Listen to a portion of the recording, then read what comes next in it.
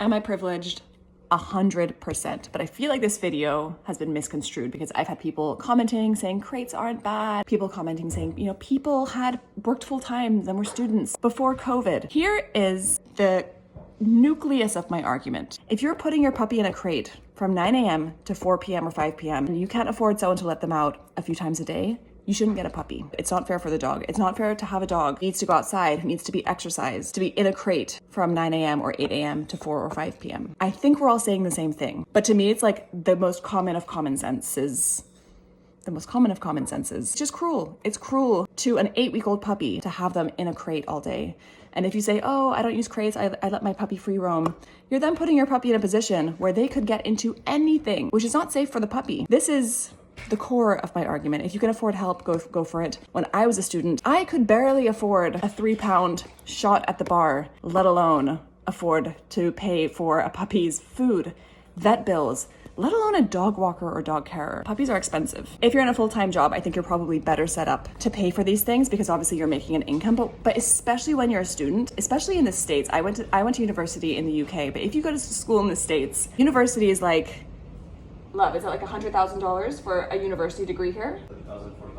$30,000 to $40,000 a year. 4 years, you do the math. So let's be on the conservative side and say you're spending $100,000 a year. Let's just stick with that on like a conservative low estimate. Did I say a year? Yes. Sorry.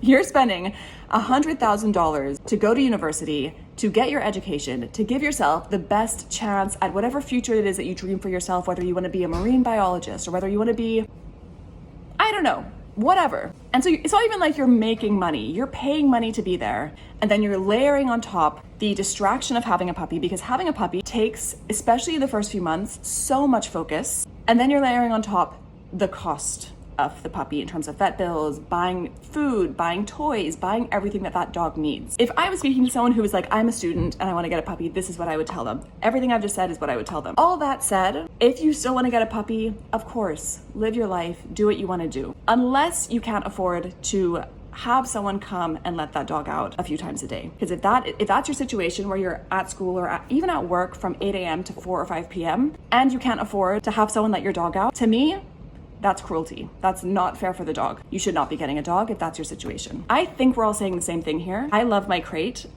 If you've watched my videos for a while, you'll see that I've received criticism for using a crate, but it's one of the best tools that we've used with Vigo. He's actually napping in his crate right now. Sleeps in his crate every night. Whenever we leave the house, we put him in his crate. I do not keep him in a crate from 8 a.m. until 4 or 5 p.m. To me, why are you getting a dog if that's what you're gonna do? Again, I think we're all saying the same thing. I think my last video was misconstrued, but if not, and you believe that it's okay to get a dog and keep them in a crate from 8 a.m. to 4 or 5 p.m. without any breaks, bombastic side eye.